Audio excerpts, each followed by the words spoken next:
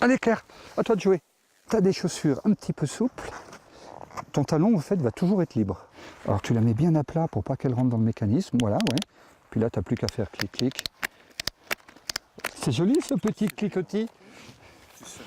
Des attaches de raquettes à neige, mais un ski sous le pied. Voici le ski raquette, un objet hybride que fait découvrir François, moniteur de ski dans le massif de la Chartreuse.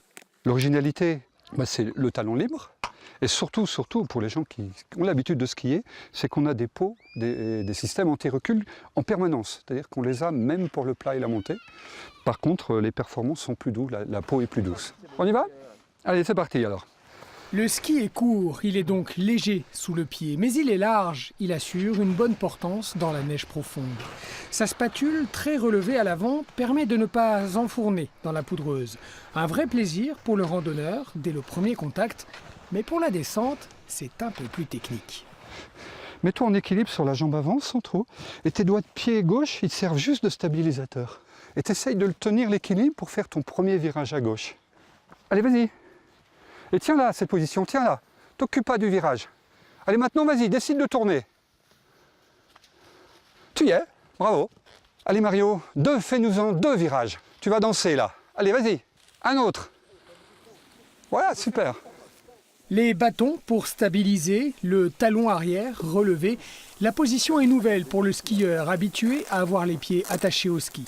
La peau de phoque rassure, elle évite de prendre trop de vitesse. Carte blanche alors pour sortir des sentiers battus au rythme lent du pas glissé.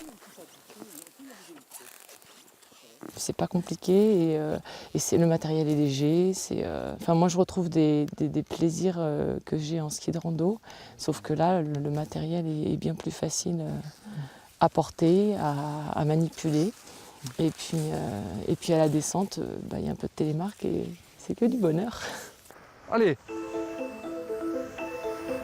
Une glisse esthétique, tout en douceur, et des chutes qui renvoient à l'enfance, aux premières roulades dans la neige.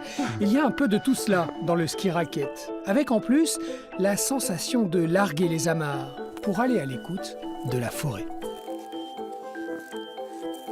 Ouais. Et surtout que c'est beau derrière. Le plaisir d'être dans une nature vierge où alors on prend un plaisir fantastique à découvrir des paysages extraordinaires dans un calme extraordinaire. Enfin, c'est vraiment une pratique qui m'a séduit il y a 5 ans de cela et depuis je n'envisage pas de faire autre chose que du ski raquette. Mario, c'est toi qui nous parles du grenier, c'est toi qui connais. Par pas d'un point pour aller à un autre, on évolue dans un paysage, dans un espace. Donc la Chartreuse avec ses combes, ses vallées, les vallons, les forêts, enfin tout ce qu'on veut, quoi. On joue un petit peu comme, comme un petit chien qui se balade. On monte, on descend, on remonte, on descend.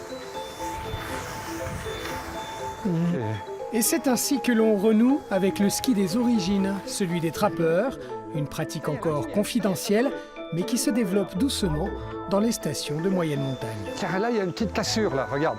Un petit pas joli, là. Youp.